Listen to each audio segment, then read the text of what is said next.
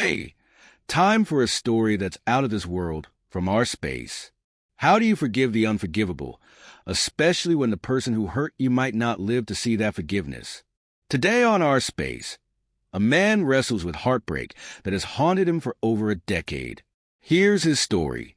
I'm a 78-year-old man who has spent the last 13 years resenting the woman I was married to for 37 years. She broke my trust in a way I never thought possible. Now she's dying, and I'm struggling to find it in myself to forgive her, even as death is at her door. My wife, Eleanor, and I were married for 37 years. We raised 4 kids together, faced financial struggles, dealt with loss, and weathered life's storms side by side. From the outside, we seemed like one of those couples who had it all figured out. But 13 years ago, everything changed. It was the night of our youngest daughter's wedding. Eleanor and I were on the rooftop of the resort where the wedding took place, drinking wine and reminiscing. It was a beautiful, emotional moment. We talked about how far we'd come, said "I love you" a dozen times, and even apologized for mistakes we'd made in the past. Then, out of nowhere, Eleanor went quiet. Her face turned pale, and she said, "I need to tell you something that's been eating at me for years." At first, I thought she was going to mention an old family issue. But then she said, "Do you remember that trip to Florida with Tom and his family? The one when the kids were still in school?" I said yes, not knowing what was coming. She hesitated and then confessed that, on the last night of that trip, after I had gone to bed, she and Tom, my best friend, stayed up drinking by the lake. One thing led to another, and they ended up in the attic together. She didn't need to say more. I understood what had happened. I sat there, stunned. Just moments earlier, I'd felt like the luckiest man alive, and now everything was crumbling around me. She reached out to touch my arm, but her touch disgusted me. I pulled away without thinking. Through her tears, she said, "I promise it only happened once." We both felt terrible and swore it would never happen again. We agreed never to speak of it and moved on. But I couldn't move on. That night shattered something in me, and I've carried the pain and resentment ever since. Now, as she faces the end of her life, I'm left wondering if I can find it in myself to forgive her, or if I'll carry this burden to my own grave. She had kept this secret buried in her heart, planning to take it to her grave. But that night, for some reason, maybe guilt or a twisted sense of honesty, she chose to tell me. I sat there silently, thinking back to that trip and the journey home from Florida. The memory was faint, and I couldn't recall any unusual behavior from either of them. They had hidden it so well. She nudged me, waiting for me to say something, but I stayed quiet. The silence between us was heavy. Her presence, which once comforted me, now felt suffocating. I stood up and went back to the room. She followed me silently. I lay on the bed, and she lay beside me. It tore me up inside to share the same bed with her. She was speaking, but I barely heard her words. I was lost in my thoughts. Just one question echoed in my mind. How could she? And with my best friend? Tom wasn't just any friend. He was my only close friend. I had trusted him completely, even shared personal problems with him. Now I felt like a fool. She wanted to hug me, but I turned away and eventually fell asleep. The next morning, we were supposed to leave. Both of us were unusually quiet. The kids noticed, but assumed we were having a small disagreement and gave us space. After hugging us goodbye, they left for the airport with us. The journey back is a blur. I was so consumed by my thoughts that I don't remember much of it. We were traveling with our younger son and his family, who dropped us off at home that evening. As soon as we were alone, Eleanor broke down in tears, saying my silence was killing her. She held my arm and pleaded, "Please talk to me. Tell me what you're thinking. I thought our marriage was strong enough to survive this. Haven't we been through worse?" All I said was, "Let's rest. I'm feeling dizzy from the travel." Then I went to my study, locked the door, and slumped onto the couch. My study was my escape, a place where I could unwind and recharge whenever I needed to cope with something. But this time, I didn't feel comforted. I felt like disappearing. The only idea that came to mind was moving to the countryside, to our ancestral farmhouse where my elder brother now lived. I hadn't spoken to him since I married Ellie. They didn't get along. When I was still dating Ellie, my brother had an argument with her. I don't remember the details, but it had something to do with him making a move on Ellie's friend at a party. After that, they resented each other. He didn't even attend our wedding, and we lost touch over the years. Still, I hesitantly called him and said I wanted to move back to the farmhouse. I wasn't asking for his permission. I had my share in the property too. To my surprise, he was calm and understanding. He joked, "How come your sophisticated wife is ready to leave city life for the countryside?" I replied, "I'm moving there alone." Maybe he understood what was happening because he didn't ask any more questions. I told him I'd take the vacant house across the street from the farmhouse.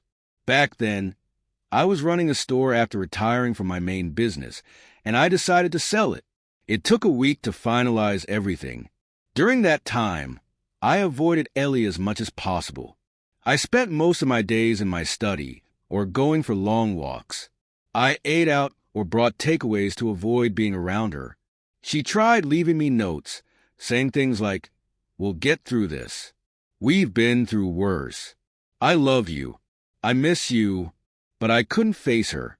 On Sunday, while Ellie was at church, I packed my things, mostly books, some clothes, and my piano, and had them shipped to the farmhouse.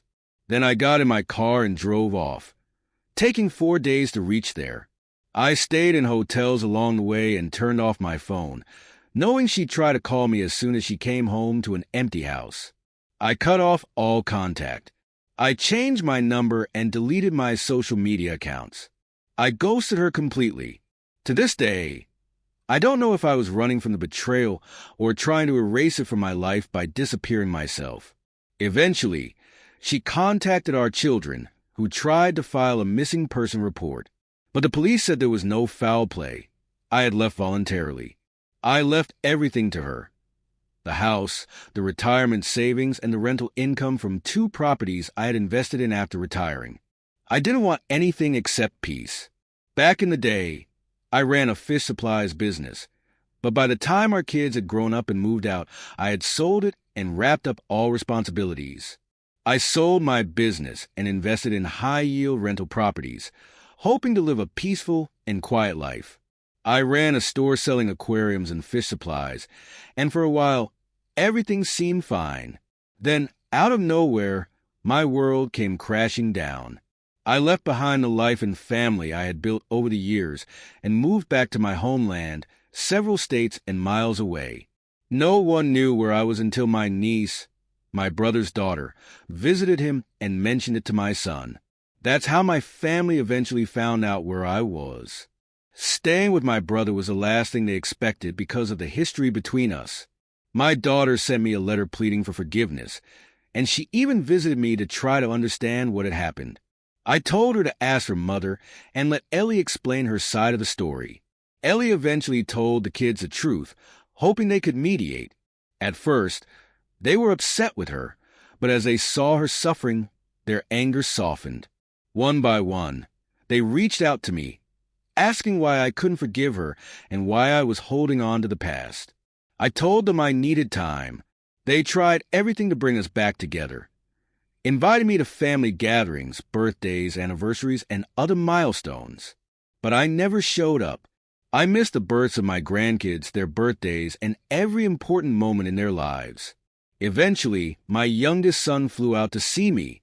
He told me Ellie was broken without me and desperate for forgiveness. I told him I couldn't just hand it over, not like that. I kept my distance. Every now and then, though, curiosity got the better of me. I'd sneak a glance at a family photo or check on her through Facebook using a fake account. Lately, I noticed she wasn't active anymore. 13 years passed, and 2 months ago, I found out Ellie was terminally ill. My son called to tell me it was time to come back. She only had a few months left. but I couldn't bring myself to do it. The rage I felt was still there, as raw as the day I found out. I know Ellie wants to see me, to have some kind of closure, but I can't stand the thought of sitting by her bedside, pretending to forgive her when I haven't. The image of her and Tom in the attic still haunts me. I think back to every family barbecue, every Christmas, every birthday when Tom and I stood side by side laughing together. It all feels like a lie now. The kids don't understand. They say I'm being unreasonable, that she's suffered enough. She's being punished, Dad, they tell me. But it's not about punishment. It's about the years I spent being lied to and humiliated without even knowing it. Tom was supposed to be my friend, and my wife kept a secret for decades. How am I supposed to just let that go? Yesterday, my daughter video called me and pleaded one last time for me to meet Ellie. She's on her deathbed and wants to see me one last time. They said if I don't come, they'll cut ties with me forever. I'm not angry with them. It's their pain talking. I know they're heartbroken watching their mother fade away, and part of them blames me for her deteriorating health. Deep down, I know I'm being unreasonable. If things had been better between us, maybe she would have lived longer. She used to be so much healthier and more vibrant than me, but the guilt has been eating away at her, and now it's killing her. I don't want her to die, but I also don't want to forgive her or let her see me. Maybe writing this will help me get it off my chest. I know people will have mixed opinions, but only I know what's going on inside me. And yes, to address some questions, technically, we're still married. I never divorced her because I didn't want to face her again. So if you count these 13 years of separation, we've been married for 50 years now. Ironically, celebrating our 50th anniversary with our kids and grandkids was one of our dreams when we were younger. We used to laugh at our silly dreams, but look, one of them actually came true. We stayed married for 50 years. But now, sadly, we can't celebrate that anymore. This isn't how anyone pictures celebrating 50 years of marriage. It's unfair for your kids to partly blame you when she was the one who made the decision to cheat. Just because she's on her deathbed doesn't mean you have to forgive her right away. Forgiveness should be your choice, not something others push you into. Whatever decision you make should feel right to you. That's all anyone can ask. Update: she's gone. It's been a month now. I was right there beside her, watching as she took her last breath. If you've read my earlier post, you know I wasn't ready to see her after that call from my daughter. I struggled for days. The image of Ellie, sick, dying, and alone, kept haunting me.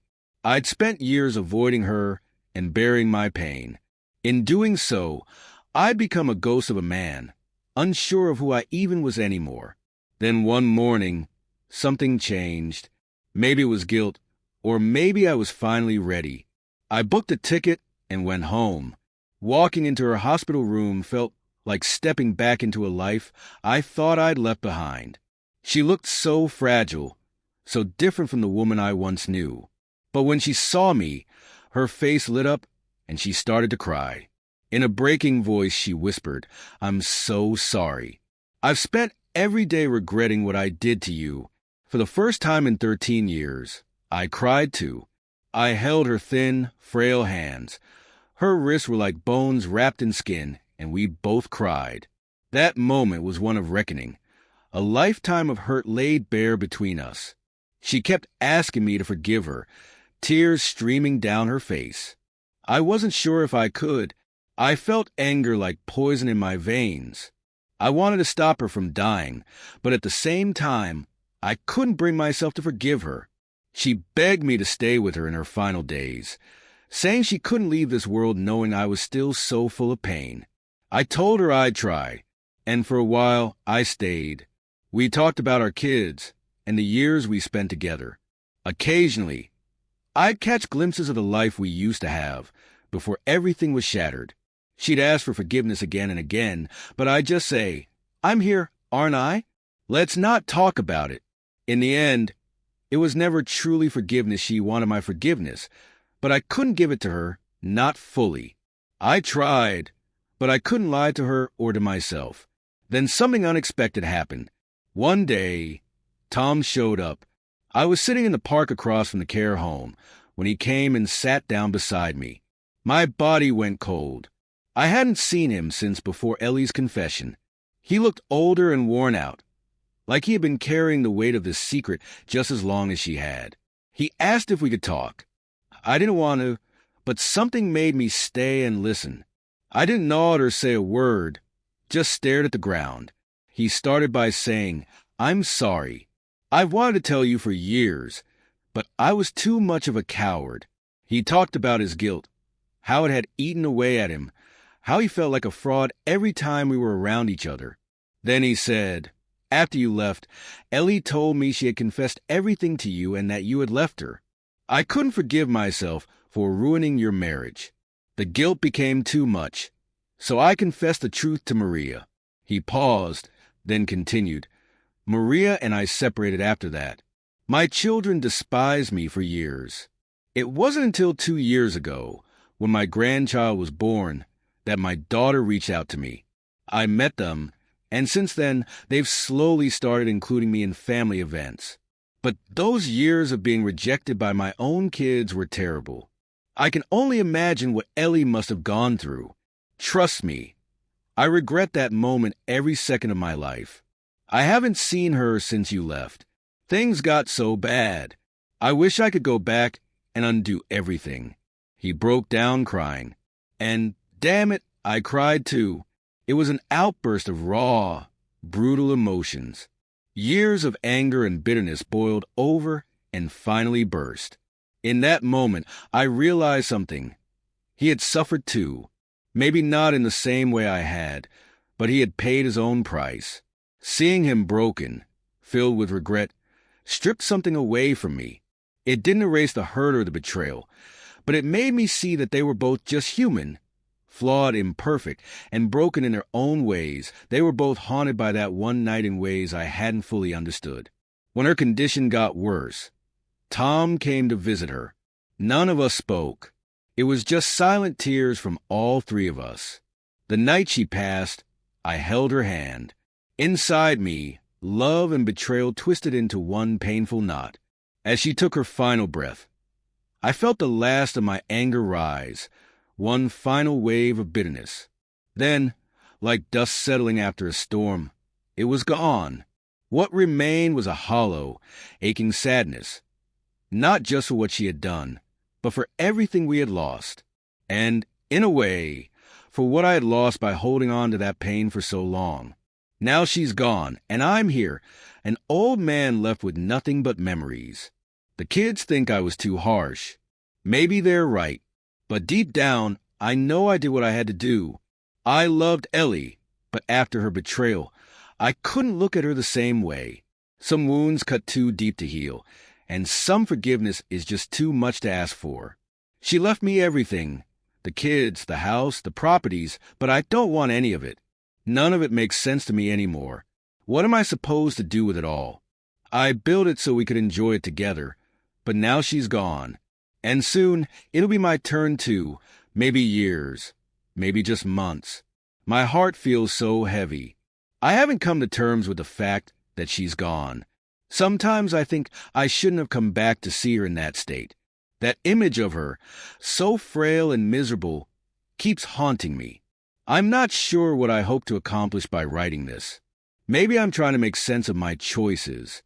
Maybe I just want to see if someone out there feels the same way. Could you forgive someone after so long? Or does there come a point where forgiveness feels like a lie we tell ourselves just to keep going? Forgiveness can't be forced, and it can't be faked, especially when the pain runs that deep. Sometimes, just showing up in those final moments is the best you can do. And I think Ellie understood that. What would you have done? Thank you for joining us today on our Space. Be sure to like and subscribe and hit that notification bell so you don't miss out on our next video. See you next time.